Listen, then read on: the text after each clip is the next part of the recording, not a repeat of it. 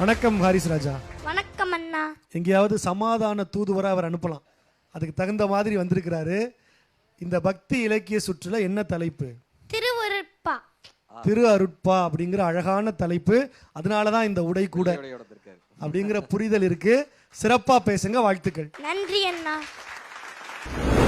அருட்பெருஞ்சோதி அருட்பெருஞ்சோதி தனிப்பெருங்கருணை அருட்பெருஞ்சோதி. பக்தி இலக்கியத்துள் திருவருட்பாவை என் தலைப்பாக இங்கு எடுத்து வந்துள்ளேன். இது அருட்பா இல்லை மருட்பா என சொன்னவர்களே நயந்தும் வியந்தும் அப்பப்பா இத சொன்னப்பா. நீதி நூல்களுக்கு ஈரடி வெண் பா போல வள்ளலார் கொண்ட தமிழன்பால் விளைந்தப்பா. நம் நெஞ்சில் பக்தி இலக்கியமாய் நிலைத்தப்பா நின்றப்பா. உலக தமிழர்களின் உள்ளத்தில் உறைந்தப்பா. அதுதான் திருவருட்பா. அகத்தே கருத்து புறத்து வலுத்திருந்த உலகர் அனைவரையும் சகத்தே திருத்தி சன்மார்க்க சங்கத்தினை செலுத்த இவ்வுலகில் இறைவனால் வருவிக்கப்பட்ட அருளாளர் திரு அருட்பிரகாச வள்ளலார். வள்ளலார் நமக்காக அருளிய பாடல்களே திருவருட்பா. திருவருட்பா மதச்சார்புடைய நூல் அல்ல, அது ஒரு மனித சார்புடைய நூல். இதில் சொல்லப்படுகிற முக்கிய தத்துவம் பசிப்பினி போக்குவதுதான் அறச்செயல்களுக்கெல்லாம் முதன்மையானது என்பது. அதாவது உண்டிகளில் காணிக்கை செலுத்துவதற்கு பதிலாக பசியால் இருப்போருக்கு வயிறு நிறைய உணவு கொடுங்கள், அதுவே கடவுளுக்கு மகிழ்ச்சியை கொடுக்கும் என்கிறது. இது வெறும் வார்த்தைகளாய் மட்டும் சொல்லப்படவில்லை, சொல்லி சென்றவர்களுக்கு மத்தியில் சொல்லி செய்தவர் வள்ளலார். அந்த வகையிலே மக்களின் பசிப்பினி போக்குவதற்காக வடலூரில் அன்று முதல் இன்று வரை 150 ஆண்டுகளுக்கும் மேலாக ஒரு அடுப்பு அணையாமல் எரிந்து மக்கள் பசிப்பினி போக்கி வருகிறது என்றால் இந்த ஒரு சான்று போதாதா திருவருட்பா மனித சார்புடைய நூல் என்று சொல்வதற்கு? அடுத்து வள்ளலாரின் ஆசிரியர் ஓதாமல் ஒரு நாளும் இருக்க வேண்டாம், ஒருவரையும் பொல்லாங்கு சொல்ல வேண்டாம் என்ற உலக நீதி பாடலை பாட அதற்கு வள்ளலார் ஏன் எதிர்மறை எண்ணங்களை குழந்தைகளான எங்கள் மனதில் பதிக்கச் செய்கிறீர்கள் என்று கூறி நேர்மறை எண்ணங்களை கொண்ட பாடலையும் பாடினாராம்.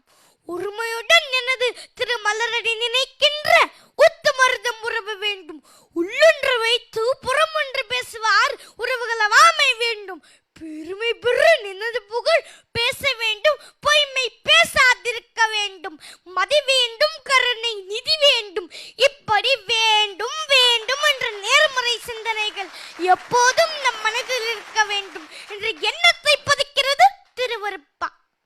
ஒரு விளக்கு இன்னொரு விளக்கை ஏற்றுவதன் மூலம் எதையும் இழந்து விடாது, அந்த இடத்தில் வெளிச்சம் இன்னும் 2 மடங்காகும்.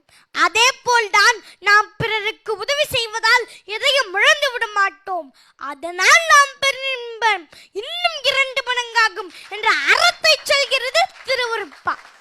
சாதியிலே மதங்களிலே சமய நெறிகளிலே சாத்திர சந்தடிகளிலே கோத்திர சண்டையிலே ஆதியிலே அபிமானித்து அலைகின்ற உலகீர் அலைந்து அலைந்து வீணே நீர் அழிதல் அழகலவே என்ற பாடலின் மூலம் பேதமற்ற கலவரங்கள் இல்லாத அமைதியான இயற்கை ஒட்டிய வாழ்வு பெறவும் என்றென்று மழியாத மெய் வாழ்வு பெறவும் நமக்கு வள்ளலார் திருவருட்பாவில் வழிவகுத்து கொடுத்துள்ளார். மண்ணாசை கொண்டு மண்ணை ஆண்ட மன்னவரெல்லாம் மடிந்து மண்ணாகி விடுவதை நீ அறிவாய், இருந்தும் நீ என் மண்ணாசை கொண்டு அலைகின்றாய் என்று கன்னத்தில் அறைந்தார் போல் சொல்கிறார் வள்ளலார். ஆனால் சென்ற வாரம் நெல்லையிலே அதிகாலையில் காவல்துறை உதவி பணியாளர் நிலத்திற்காக நடுரோட்டில் வெட்டி படுகொலை செய்யப்பட்டார்.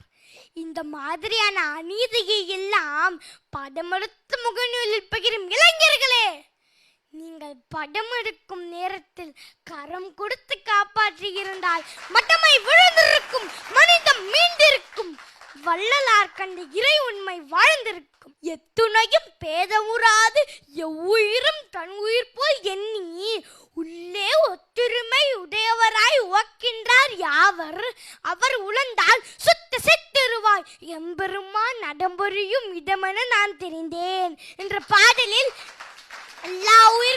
தன் உயிர் போல் எண்ணுகிற உணர்வு உடையவர் யாரோ அவரிடம்தான் கவலையில் இருக்கிறார் என்று உயர்ந்த கருத்துக்களை சொல்கிறது திருவருட்பா. இவ்வாறு இந்த தத்துவங்களை எல்லாம் உள்வாங்கி பிறவே என்னும் பெருங்கடலை கடப்பதற்கு சமரச சுத்த சன்மார்க்கம் என்ற விளக்கை பிடித்துக் கொண்டு அதன் வெளிச்சத்தில் இறைவனை சென்றடைய முடியும் என்பதே திருவருட்பா சொல்லும் நீதி. ஒரு நெருப்பு இன்னொரு நெருப்பை அணைத்ததாக சரித்திரமில்லை. ஆனால் வள்ளலார் மூட்டிய நெருப்பு பசை என்னும் நெருப்பை அணைத்து வரலாறு படித்திருக்கிறது. விலங்கு நேயத்தை நாம் மனுநீதி சோழனிடம் பார்த்திருப்போம். பறவை நேயத்தை நாம் சிபி சக்கரவர்த்தியிடம் பார்த்திருப்போம். ஆனால் வாடிய பயிரை கண்டபோதெல்லாம் வாடினேன் என்ற தாவர நேயத்தை நாம் வள்ளலாரிடம் மட்டுமே காண முடியும். இத்தகைய சிறப்பு மிக திருவருட்பாவை உறக்கச் சொல்லுவோம் கத்தி. திருவருட்பா தொகுதியில் 6 அதை அழகாய் படித்து நாளும் கூறு. போற்றி பாராட்டும் உன் ஊரு. இதுதானே உண்மையான பக்தியின் தமிழ் சாறு. நன்றி, வணக்கம். ரொம்ப அழகா திருவருட்பா அப்படிங்கிற தலைப்புல ஹாரிஸ் ராஜா இந்த மன்றத்தில் மிக சிறப்பாக பேசியிருக்கார். உற்சாகமான நன்றி அண்ணா. பாராட்டு, வாழ்த்து.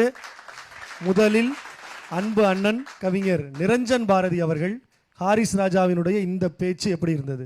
அருட்பா பற்றி இப்படி வெளுப்பா, சிறப்பா, பொறுப்பா பிச்சு உதறின ஹாரிஸ் ராஜா அவர்களுக்கு என்னுடைய நெஞ்சு நிறைந்த வாழ்த்துக்கள், பாராட்டுகள். தொடக்கத்தில் உன்னை அறிமுகம் செய்யும் போது ராகவ சொன்னார் சமாதான தூதுவரா உன்னை அனுப்பலாம் போல் இருக்கு அப்படின்னு. சமாதான தூதுவராக மட்டும் இல்லாமல் சன்மார்க்க தூதுவராகவும் உன்னை அனுப்பலாமோ என்று என்ன தோன்றியது. சரி விகிதத்தில் உடையிலும் உள்ளத்திலும் சன்மார்க்கத்தை கலந்திருக்கிறாய், அதற்கு வாழ்த்துக்கள். ரொம்ப மகிழ்ச்சி நீ திருவருட்பா பற்றி பேசியது. அவ்வளவு எளிதே இல்லை, அவ்வளவு அழகா கோவையா நிறைய தகவல்களை ஒன்றன் பின் ஒன்றாக அடுக்கி நீ சொன்ன விதம் ரொம்ப ரொம்ப சிறப்பாக இருந்தது. உன்னுடைய உடல் மொழி நான் சொல்லவே தேவையில்லை, அப்படியே எல்லாரையும் வசீகரிக்கக்கூடிய ஒரு உடல் மொழி. சின்ன சின்ன கருத்துக்கள் மட்டும் சொல்லலாம் அப்படின்னு நினைக்கிறேன். என்ன அப்படின்னா, தொடக்க காலத்தில் திருத்தணிகை கந்தகோட்டம் முருகன் மீது, அதற்கு பிறகு பிள்ளையார் மீது, என் வீரராகவ பெருமாள் மீது கூட வள்ளல் பெருமான் பாடல்கள் பாடியிருக்கிறார். ஆனால் முதல்ல அந்த மதம் என்கின்ற இந்த சைவம் வைணவம் அப்படிங்கிற அந்த சமய வரையறைக்குள்ளே இருந்த வள்ளலார் காலப்போக்கில், அதாவது தன்னுடைய வாழ்நாளின் இறுதி காலத்தில் மதம் சமயம் கடந்த ஒரு நெறியாக சமரச சுத்த சன்மார்க்க நெறியை தோற்றுவித்தார். அவருடைய முக்கியமான ஒரு கொடை என்ன அப்படின்னா அந்த ஜோதி வழிபாடு தான். அதுதான் அவர் ஆன்மீகத்தில் செய்த ஒரு புரட்சி. இந்த திருவருட்பால ஆன்மீக தோத்திர கருத்துக்களும் உண்டு, வழிபாடும் உண்டு. நீ சொன்னது போல சமூக சீர்திருத்த கருத்துக்களும் உண்டு. அதையும் நீ ரொம்ப அழகாக படம் பிடித்து காட்டினாய். என்ன என்னுடைய கருத்துன்னா, திருவருட்பால 6 திருமுறைகள், 6 திருமுறைகளாக அதை வகுத்திருப்பாங்க. அதில் 6ஆம் திருமுறையாக வருவது என்ன அப்படின்னா அருட்பெருஞ்சோதி அகவல் என்பது. அதுதான் முத்தாய்ப்பான ஒரு பகுதி அருட்பால. அதை நீ கொஞ்சம் தொற்றுக்கலாம். மற்றதெல்லாம் ரொம்ப சிறப்பாக இருந்தது. ஏன் அப்படின்னா, மறைந்த ஊரன் அடிகள் அவர் தான் திருவருட்பா முழுமைக்கும் உரை எழுதியவர். அவர் என்ன சொல்லியிருக்கார் அப்படின்னா, இந்த திருவருட்பாவை ஒரு மனித உடல் போல நீங்கள் கற்பனை செய்து கொண்டால், இந்த முகம் 6ஆம் திருமுறை மாதிரி, அந்த முகத்தில் இருக்கக்கூடிய கண்கள் அகவல் மாதிரி, அந்த கண்ணுக்குள் இருக்கக்கூடிய அந்த மணி அந்த மகா மந்திரம். தமிழ்ல ஒரு மகா மந்திரம் இருக்க முடியும் என்று சொன்னவர் வள்ளல் பெருமான். அருட்பெருஞ்சோதி தனிப்பெரும் கருணை என்பது வெறும் வாசகம் அல்ல, அது ஒரு பெரிய மந்திர சொல். அதை நீ இன்னும் கொஞ்சம் பேசியிருக்கலாமோ என்பது என்னுடைய கருத்து.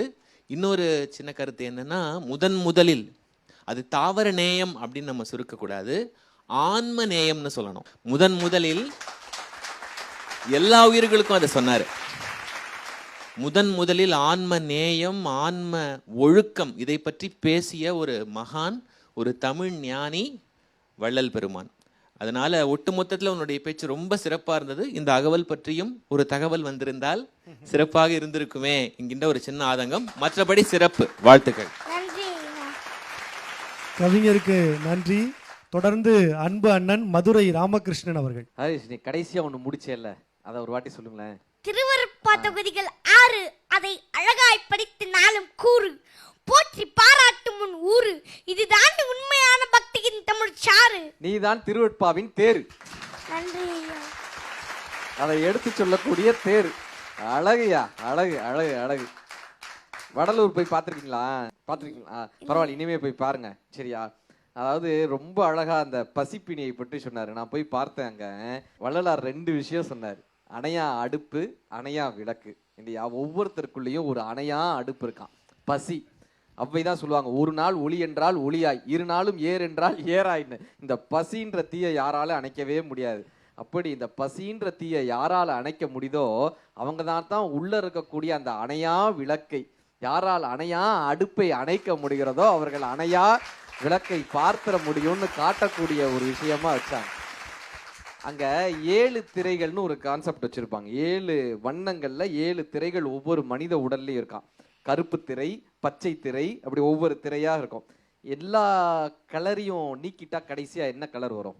இப்ப இத்தனை வண்ணங்கள் இருக்கா சுத்தி, எல்லா வண்ணமும் நீக்கிட்டோம்னா சோத்துல இருக்கக்கூடிய அத்தனை வண்ணங்களும் நீக்கிட்டா என்ன வரும்? வெள்ளை வருமா? வெளுத்து போச்சுன்னு சொல்லுவோம்ல. கரெக்டா? நம்ம இருக்கக்கூடிய அத்தனை தீய எண்ணங்களையும் வண்ணங்களையும், அந்த வண்ணங்களாக இருக்கக்கூடிய அத்தனை எண்ணங்களையும் நீக்கினால் கடைசியாக ஒருவன் எய்தக்கூடிய நிலை தூய நிலையான இந்த வெண்மை நிலைன்னு இந்த உலகத்துக்கு காமித்த மிகப்பெரிய தகையாளர் வள்ளலார். அவர் என்ன பண்ணாரு? மனித மூச்சு காற்று எத்தனைன்னு கண்டுபிடித்து அதற்கேற்றாப்புல ஒரு சங்கிலி பண்ணார். அங்க நீங்க வடலூர் போனவங்களுக்கு தெரியும், ஒரு சங்கிலி இருக்கும், இரும்பு சங்கிலி சுத்தி. அந்த இரும்பு சங்கிலியில மூக்கு எப்படி இருக்கு, நடுவுல ஒரு பிளவு இருக்குல்ல, நடுவுல பிரிக்கக்கூடிய ஒரு கோடு இருக்கு. அப்படி ஒவ்வொரு சங்கிலியுமே பிரிக்கக்கூடிய கோடு இருந்துட்டே இருக்கும். கடைசியா இருக்கக்கூடிய சங்கிலியில அந்த கோடு இருக்காது. என்ன சொன்னாருன்னா, இடகலை பின்களைன்னு மூச்சு காற்று போது யார் ஒருவரால் சுழுமுனையில் மூச்சு காற்றை கொண்டு வர முடியுதோ அவர்களுடைய உடல் பொன் உடலாக மாறும்னு அந்த இரும்பு சங்கிலியை பொண்ணா மாத்தி காமிச்சார். அதெல்லாம் சரி, நம்ம ஆட்கள் என்ன தெரியுமா பண்ணாங்க? ஐயா இதை மாத்தி காமிச்சிங்கல்ல, எங்க ஊருக்கு வந்து மாத்தி காட்டுங்கன்னு அவரை மேஜிசியன் ஆக்கி விட்டாங்க. கடைசியா வருத்தப்பட்டு சொன்னாரு, கடை விரித்தேன் கொள்வார் இல்லை கட்டிக்கொண்டேன்னாரு. இப்படி வள்ளலார் கொடுத்த மிகப்பெரிய ஒரு விஷயங்களை ஏற்றுக்கலையப்பான்னு அவரு வருத்தப்பட்ட வள்ளலார் இன்னைக்கு உங்களெல்லாம் பார்க்கும்போது சந்தோஷப்படுவார். மீண்டும் கடையை விரித்து விட்டேன்னு எழுதி முடிச்சிருவார். அப்படியா இந்த தலைமுறை வள்ளலாரை படிச்சுட்டாங்கப்பா பார்க்கறதுல எங்களுக்கு ஒரு மிகப்பெரிய ஒரு சந்தோஷம். வெண்மை நிறத்தோட அவ்வளவு அழகாக இருந்தது அவங்க பேச்சு. வாழ்த்துக்கள் வாழ்த்துக்கள் வாழ்த்துக்கள். அண்ணனுக்கு நன்றி. தொடர்ந்து திருவருட்பா குறித்தும் வள்ளலார் குறித்தும் ஹாரிஸ் ராஜாவினுடைய பேச்சுக்கு நடுவர்கள் நல்ல மதிப்புரைகளை வழங்கினீர்கள். கை வீசி நடந்தால் காற்றுக்கும் வலிக்கும் என்று கைகளை வெள்ளை உடைக்குள் வைத்துக்கொண்டே வள்ளலார் நடந்தார் என்று சொல்லுவார்கள். அத்தனை தூரம் இந்த மண்ணையும் மக்களையும் நேசித்த ஒரு மகத்தான மனிதர். நாட்டில் உள்ள சாதி கோயில்களை எல்லாம் சோதி கோயிலாக மாற்றி காட்டியவர் வள்ளலார். கடை விரித்தேன் கொள்வார் இல்லை அப்படின்னு எழுதி வச்சுட்டு போயிட்டாரு. ஆனால் இன்றைக்கும் புதுக்கோட்டை மாவட்டத்தில் வாடிமனைப்பட்டி அப்படின்னு ஒரு கிராமம் இருக்கிறது. அந்த கிராமத்தில் இருக்கிற எல்லா குடும்பங்களும் இன்றைக்கும் வள்ளலார் வழியில் வாழ்ந்து கொண்டிருக்கிறார்கள். அந்த ஊரில் இறைச்சி கடை கிடையாது, சாராய கடை கிடையாது, திரையரங்கம் கிடையாது. வேற ஊரில் இருக்கக்கூடிய பெண்கள் அந்த ஊருக்கு திருமணம் செய்து வந்தாலும் கூட, அங்கே அசைவ உணவுகளை சாப்பிட்டு வளர்ந்திருந்தாலும் கூட இந்த ஊருக்கு வந்ததால் தங்களை சைவமாக மாற்றிக்கொள்ளுகிறார்கள். அவ்வளவு தூரம் அவ்வளவு சிறப்பாக வள்ளலாரின் கருத்துக்களை ஏந்தி நடக்கிற ஒரு அற்புதமான கிராமம் நம் தமிழ்நாட்டில் இருக்கிறது. சைவத்துக்கும் அசைவத்துக்கும் என்ன வித்தியாசம் அப்படின்னா, ரோட்டில் ஒரு ஆடு அடிபட்டு கிடந்தபோது கண்களில் இருந்து நீர் வந்தால் அது சைவம், வாயிலிருந்து நீர் வந்தால் அது அசைவம்னு சொல்லுவாங்க. அப்படிப்பட்ட ஒரு கால சூழல்ல ஒட்டுமொத்த கிராமமும் வள்ளலார் வழியில வாழ்ந்திருக்கு. அப்படின்னா இன்றைக்கு வள்ளலார் நம்மோடு இருந்திருந்தால் ஹாரிஸ் ராஜாவை பார்த்து எப்படி மெய் சிலிர்த்திருப்பாரோ அதுபோல வாடிமனைப்பட்டியை பார்த்தும் சிலிர்த்திருப்பார் அப்படிங்கிற தகவலை சொல்லி, அதாவது எல்லாருக்கும் உணவளிச்சுட்டு உண்ணுங்கப்பா. நாங்கள் இப்போ நபிகள் நாயகம் ஐயாட்ட போய் கேட்டாங்க, ஐயா நம்ம சாப்பிட்றதுக்கு முன்னாடி எல்லோருக்கும் உணவு, இந்த இடத்துல தான் 2 பேரும் ஒன்றுபடுறாங்க. எல்லாருக்கும் உணவளிச்சுட்டு எப்படி நான் சாப்பிட முடியும், எல்லோருக்கும் எப்படி நான் உணவளிக்க முடியும்னு நபிகள் நாயகம் ஐயாட்ட கேட்குறாங்க. நபிகள் நாயகம் ஐயா சொன்ன வார்த்தை, உன் வீட்டில் சமைக்கும் போது அந்த சமையல் வாசனை எவ்வளவு தூரம் செல்கிறதோ அந்த சுற்றுவட்டத்தில் யாரேனும் பசியாக இருந்து விட்டால் முதலில் அவர்கள் பசியை ஆற்றிவிட்டு நீ உணவை உண்ணப்பார்ன. அந்த பசி பிணியை போர்க்கணும் தான் வள்ளலாரிலிருந்து நபிகள் நாயகம் ஐயாவிலிருந்து தொடர்ந்து சொல்லிக்கொண்டே வந்தார்கள். அப்படியான ஒரு விஷயம். அதை ரொம்ப அழகா நினைவு கூர்ந்ததுக்கு தம்பிக்கு வாழ்த்துக்கள். வாழ்த்துக்கள். நன்றி ஐயா. இத்தனை நல்ல செய்திகளையும் இந்த மன்றத்தில் ஏற்றி பேசுவதற்கு திருவருட்பா குறித்து போற்றி பேசிய ஹாரிஸ் ராஜா தான் காரணம் என்று சொல்லி ஹாரிஸ் ராஜாவுக்கு வாழ்த்துக்களை சொல்லி நிறைவு வரைக்கும் காத்திருங்க. முடிவுகளை நிறைவில் தெரிந்து கொள்ளலாம். வாழ்த்துக்கள். நன்றி அண்ணா.